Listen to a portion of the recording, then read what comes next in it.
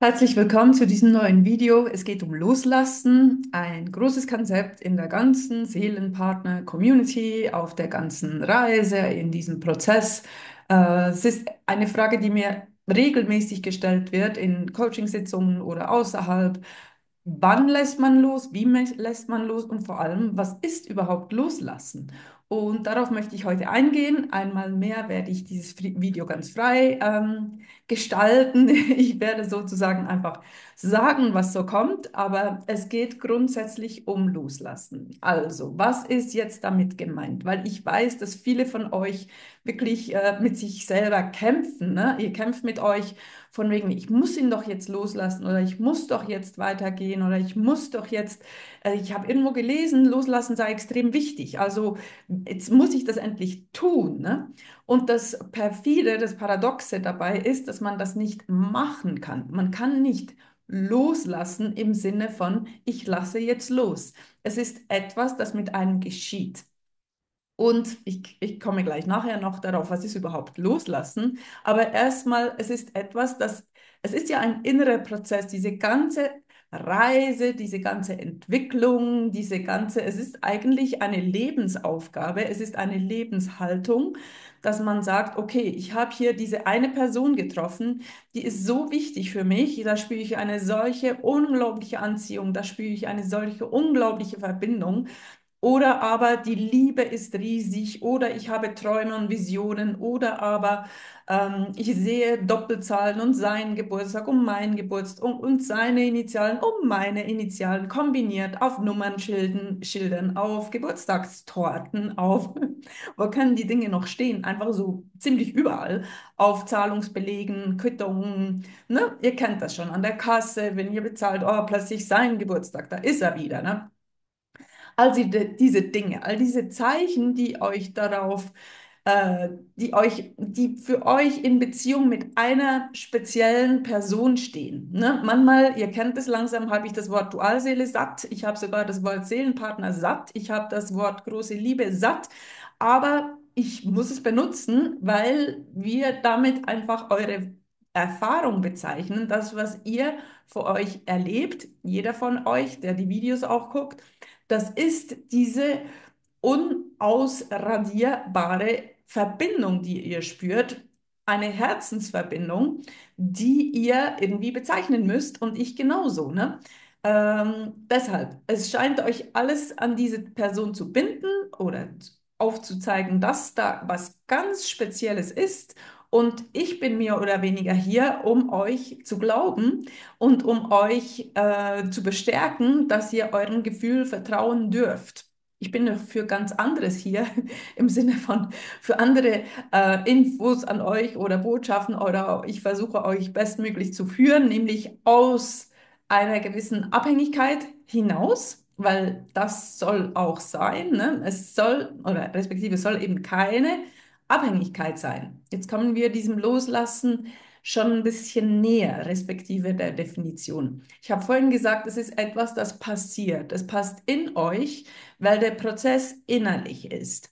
Wie gesagt, diese spezielle Person hat in euch so viel ausgelöst, wie das vorher noch nie eine Person geschafft hat.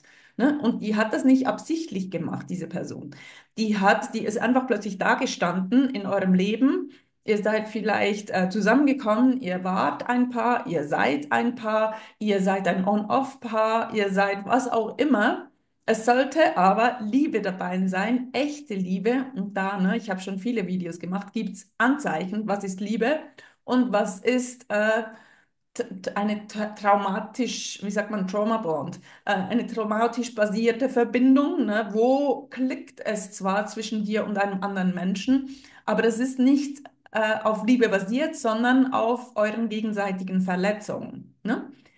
Jetzt bei dieser Seelenpartner-Geschichte, ne, da wo ihr eben denkt, hey, hier geht es um was ganz Spezielles, hier, das habe ich noch nie erlebt, ich bin jetzt 50 oder ich bin 60 oder ich bin 40 oder ich bin erst süße 25 und trotzdem, ich war schon x-mal verliebt, ich war schon in Beziehungen, so ist mir das noch nie passiert. Bei dieser Person, ne, denk dir, hier ist Loslassen unmöglich. vielleicht seid ihr schon mehrmals getrennt von ne, anderen Personen, respektive ihr hattet Beziehungen, habt dann die beendet. Und da, ne, es war wie nie nett, ne, Schluss machen oder wenn mit einem Schluss gemacht wird, das ist nie nett, das ist keine schöne Erfahrung.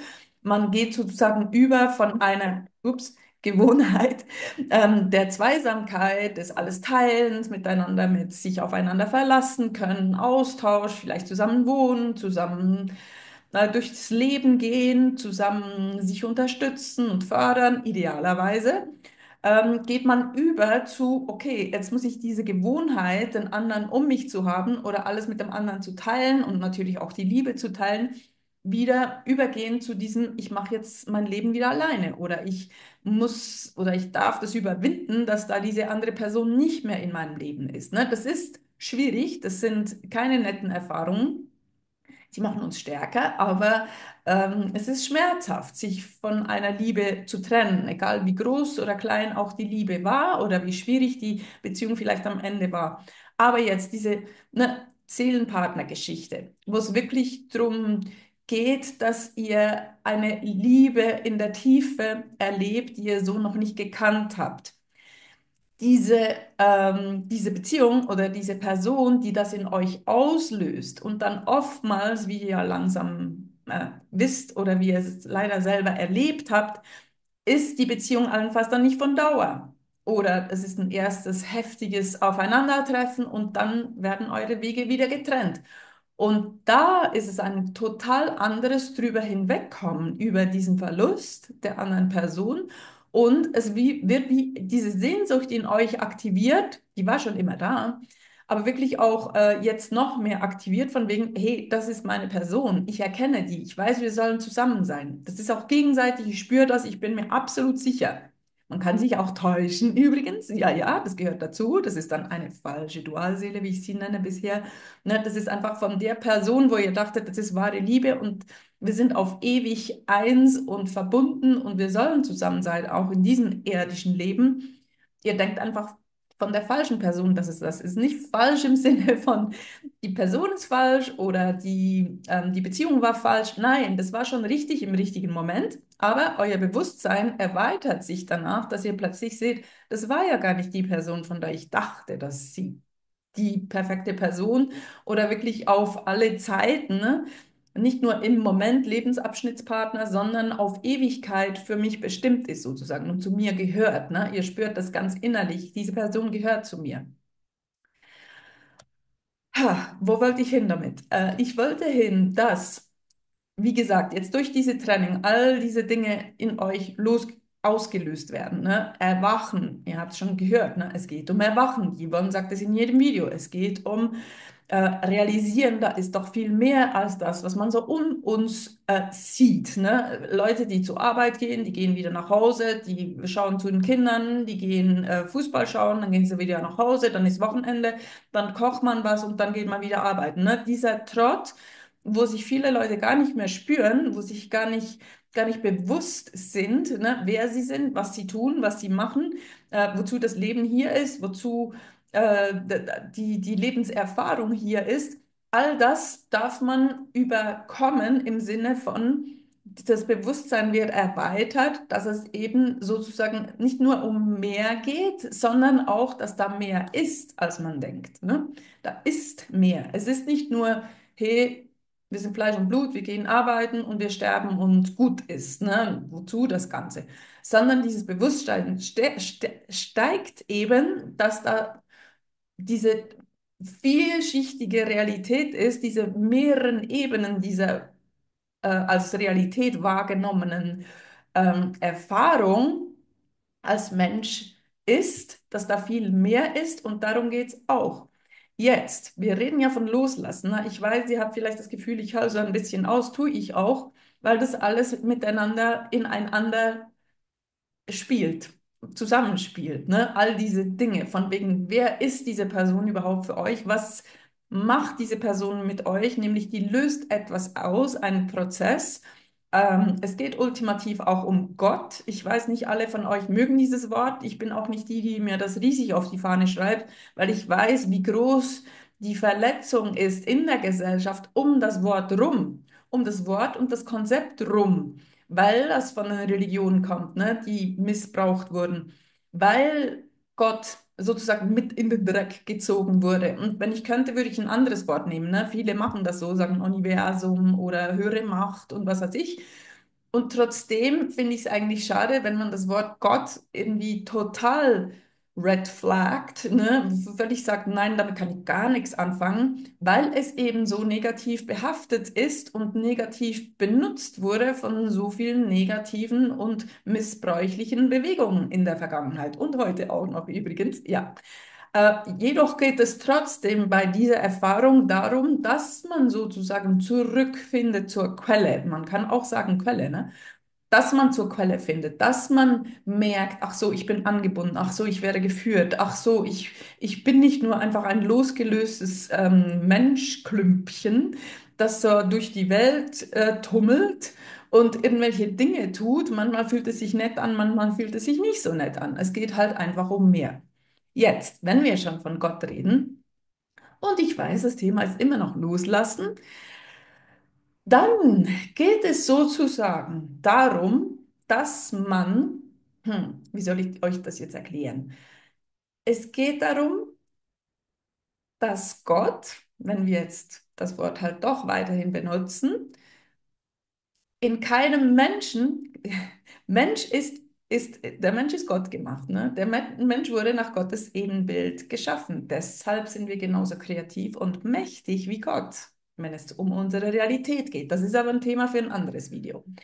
Trotzdem kann kein Mensch Gott ersetzen. Ich glaube, im Islam ist das so, ne, dass die, oh, jetzt, ich sehe schon die Kommentare, dass die, ich bin nicht Muslimin, offensichtlich, aber was ich mitkriege, ist, dass das etwas sehr Schlechtes ist, wenn man sozusagen Gott als Menschenbild darstellt, ne?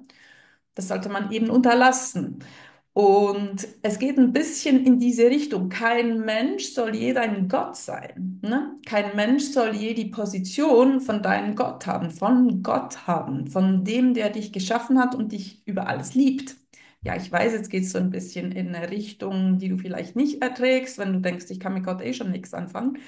Deshalb halten wir das soft hier und gehen nicht zu sehr in die Details, aber das Prinzip von äh, Götzen haben, ne, das ist ja auch, glaube ich, in der Bibel. Ich bin nicht so bibelbelesen, wie ihr langsam wisst, dass man Gott halt nicht ersetzen kann und soll, obwohl wir alle gottesähnlich, respektive nach Bild Gottes gemacht sind, soll trotzdem kein anderer Mensch diese Position innehaben von, wow, du bist mein Gott.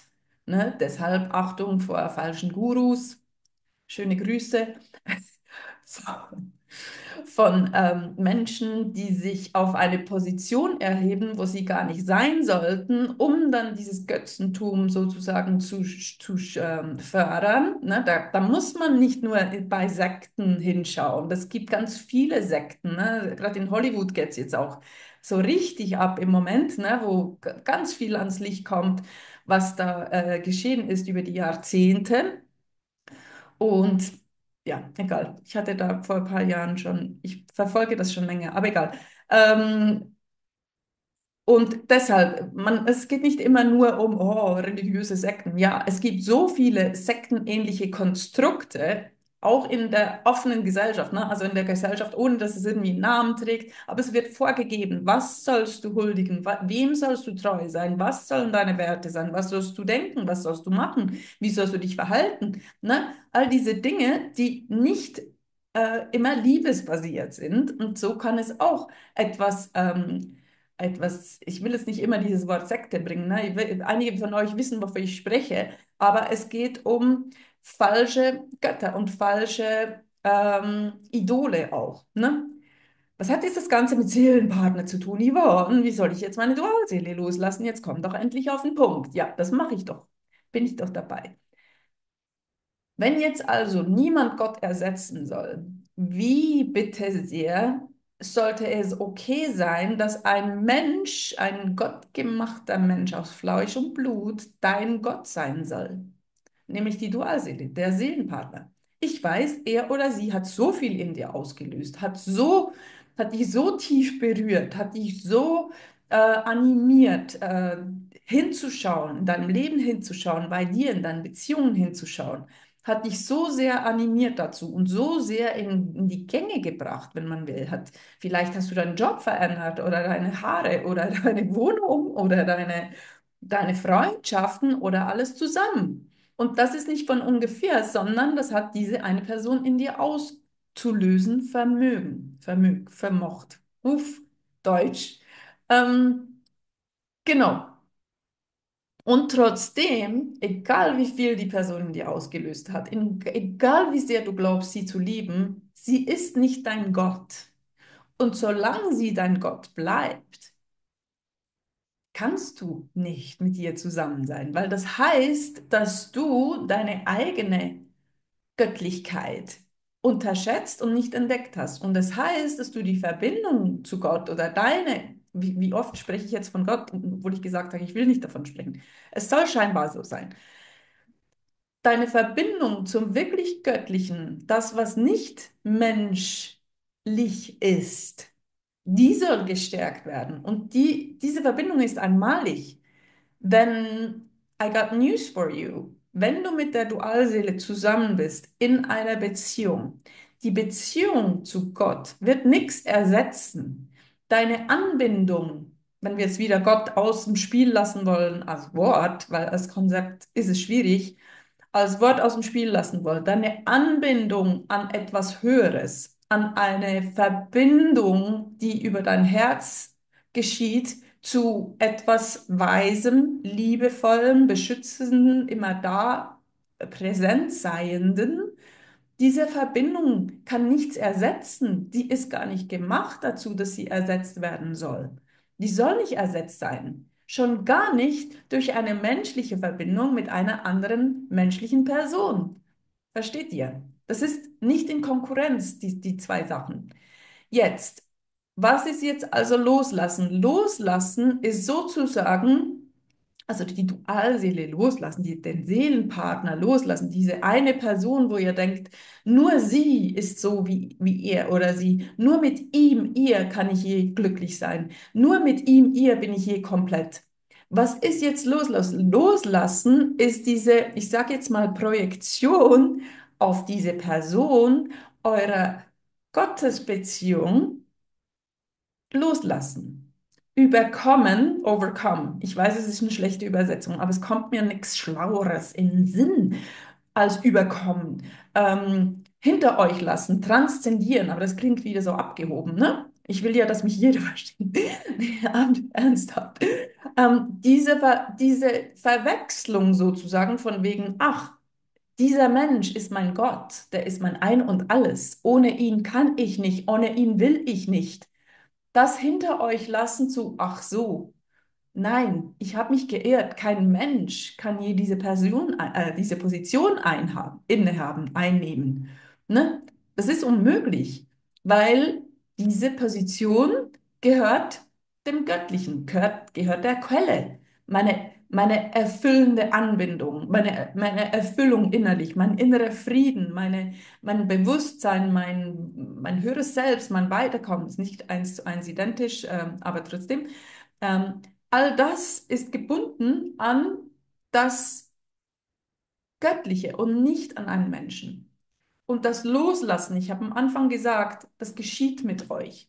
Und das geschieht mit euch, je mehr ihr zu euch selber findet und erkennt, dass ihr diese Göttlichkeit in euch trägt und diese Verbindung zum Göttlichen, zum Höheren in euch trägt und ihr Erfüllung findet dadurch und Lebensfreude und Ankommen findet dadurch, fällt diese andere Person weg als dieser, sage ich jetzt mal, falscher Gott. Ich habe vergessen, die vorher hinzuziehen.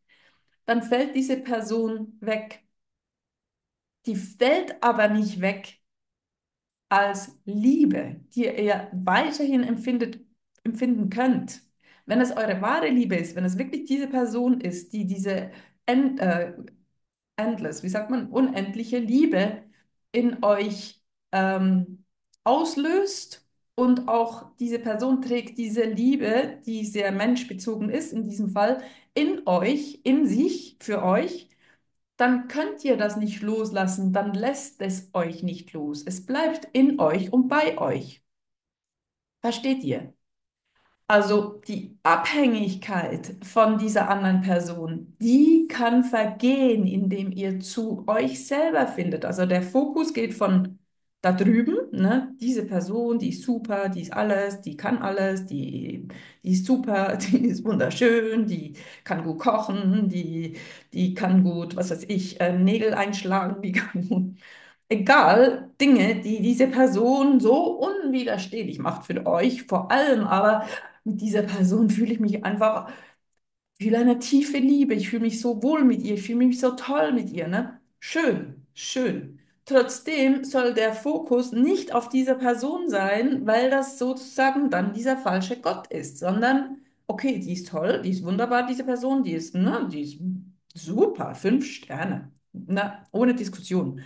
Aber das wird niemals mein Ich und meine Anbindung an mein höheres Selbst, an das Göttliche, an all das, was ich gesagt habe, ersetzen. Und deshalb wird euch das loslassen, indem ihr den Fokus shiftet auf euch. Und das geht nicht über Nacht, das geht nicht einfach so. Ne? All die, die sagen, ah ja, puh, noch eine Woche und ich bin durch damit, sage ich so, ja, ja, wir gucken mal.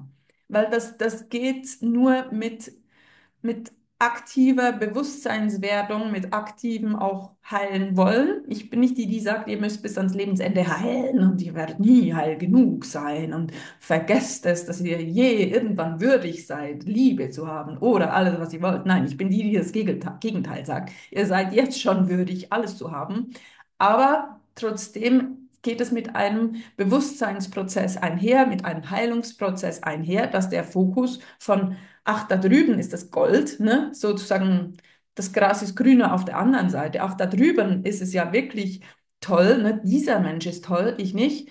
Ihr kennt die Dinge, die ihr im anderen seht, das ist auch Projektion, mit der Zeit auch in euch selber und denkt, wow, alles, was ich toll fand oder immer noch finde an dieser wunderbaren Person, und es ist eine wunderbare Person, wir wollen die nicht schlecht machen, finde ich ja auch in mir. Und dann passiert, was passieren soll. Ihr lässt die Abhängigkeit los. Die Abhängigkeit, das Brauchen wollen, die falsche göttliche Verbindung, die ihr in dieser Person sucht, statt in euch mit Gott. Natürlich, ne, es gibt die Theorie, das ist so ein Dreieck, Dualseele, Dualseele, Gott, ne, das soll auch so sein. Die Liebe ist sozusagen eine göttliche Liebe, deshalb geht es auch darum, dass beide zu Gott finden, ne, weil Gott sozusagen Teil der Beziehung ist, idealerweise. Ich weiß nicht, ob das immer der Fall ist, ob es Leute gibt, die wirklich auch sagen, hey, ich kann heute noch nichts mit dem Wort Gott anfangen. Nicht nur mit dem Wort, sondern wie gesagt, vor allem mit der Idee. Und trotzdem bin ich glücklich mit meiner Dualseele zusammen. Das habe ich jetzt so noch nicht erlebt. Ja, also, ich hoffe, ich habe etwas Light geschattet auf die heutige Frage. Wenn ihr noch Fragen habt zum Loslassen, kommt mir noch was in den Sinn. Ich muss kurz prüfen, ob da noch was ist, ob ich noch was sagen möchte. Vorhin kam mir kurz in den Sinn, ach ja, das muss ich ja auch unbedingt noch sagen. Und das ist jetzt aber irgendwie nicht mehr da mit dem Loslassen. Naja, ich glaube, das ist in dem Sinne komplett. Und danke fürs Zuschauen. Fragen, Kommentare unten rein, lieber Kommentare als Fragen, weil Fragen muss ich ja dann beantworten und die sind manchmal schwierig auf einer Zeile oder zwei. Aber gerne Kommentare, wie das euch ergangen ist, auch mit dem Loslassen. Und wenn ihr denkt, hey, so eine wie Yvonne an meiner Seite zu haben auf diesem Weg, wäre toll, dann sehr, sehr gerne. Wir haben eine ganz tolle Gruppe zusammen in Deutsch. Meldet euch gerne und ja, bis dann. Alles Liebe. Das ist so, ne, zwischen den Jahren gerade, also tolle Festtage, wunderbares neues Jahr, falls es noch aktuell ist. Und sonst, ja, sowieso einfach nur das Beste. Bis bald. Danke für die Aufmerksamkeit. Tschüss.